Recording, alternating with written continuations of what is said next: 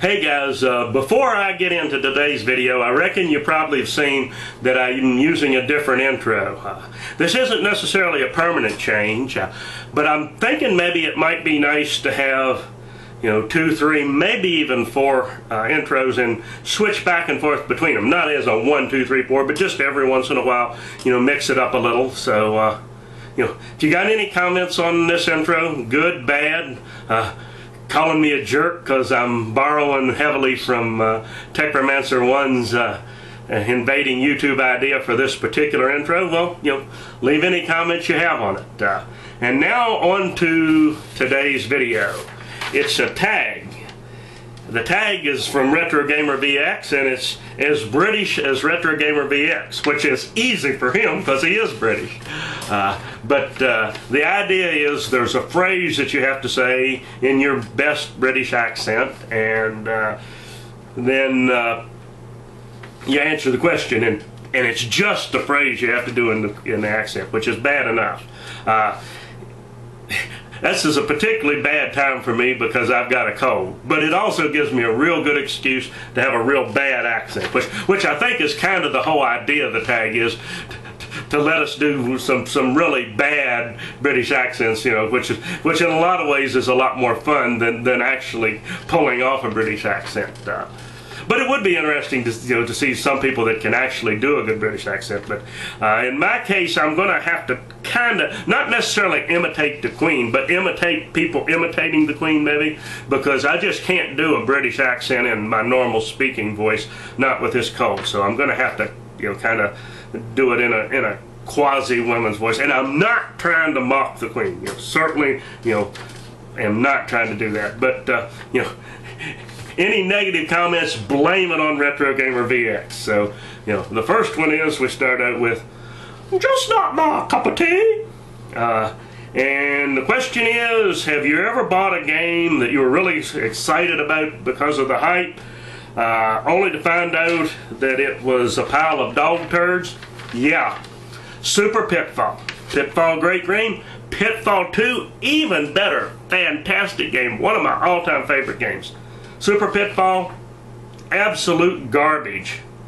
I thought for a while maybe it was just me, but as I've seen videos on it, it's just an absolute garbage. And the port on the Color Computer for the Color Computer 3 was done by Steve Bork. A wonderful game program on the Color Computer 3. But if the game's a pile of crap to begin with, and you port it, you're going to end up with crap no matter what. So, just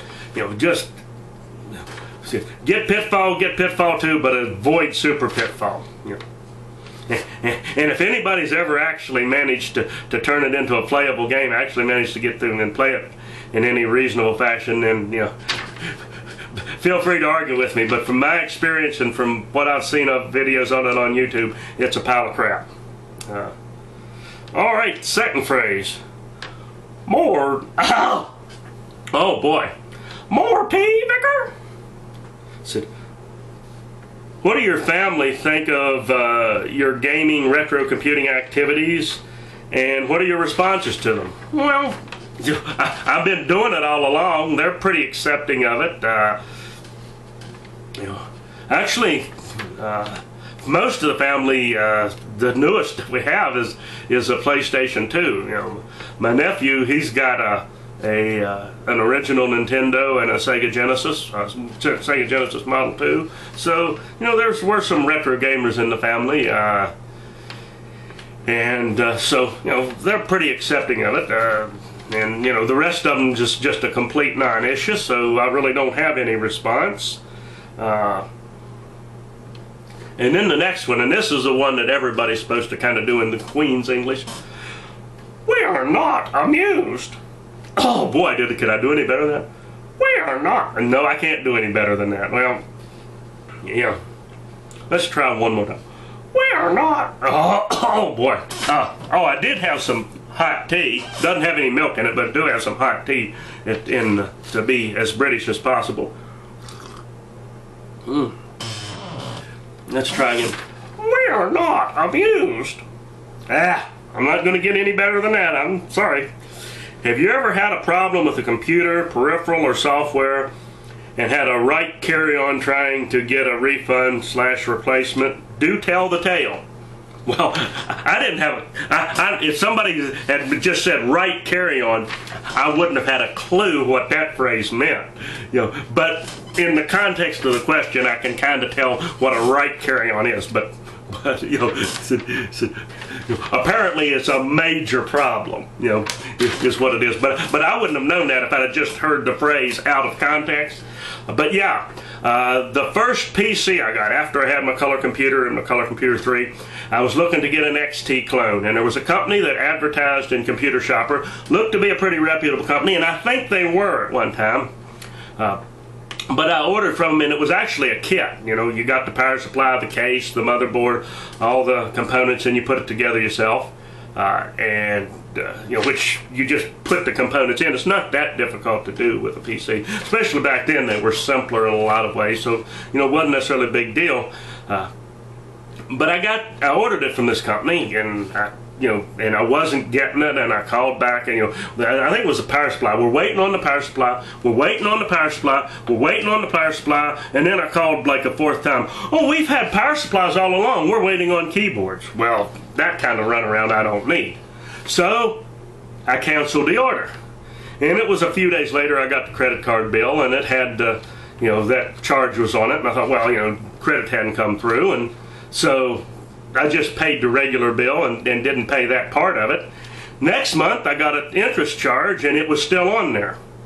So the next day I went to work, and over lunch I called the company, and the woman answered, and I said, hey, I canceled the order, and you haven't refunded my credit card. And her response was, the owner of the company's in the hospital. He's had a heart attack. I think it was a heart attack, but he's in the hospital, and he's the only one that's authorized to issue a credit.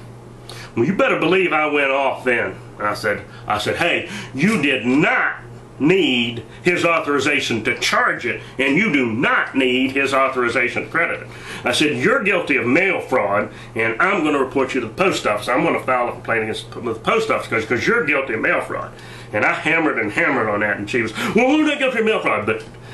And we went back and forth, and finally she said, you'll have your refund today, and hung up. And a couple days later it came in the mail. So right after I hung up, she did issue a refund, and it came through.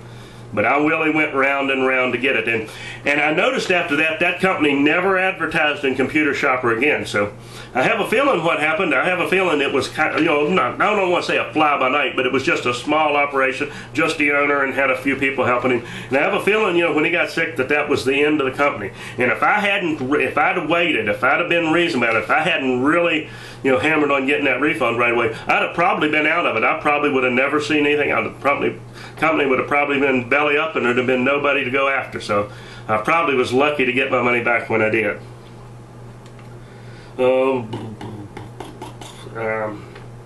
I said, oh boy.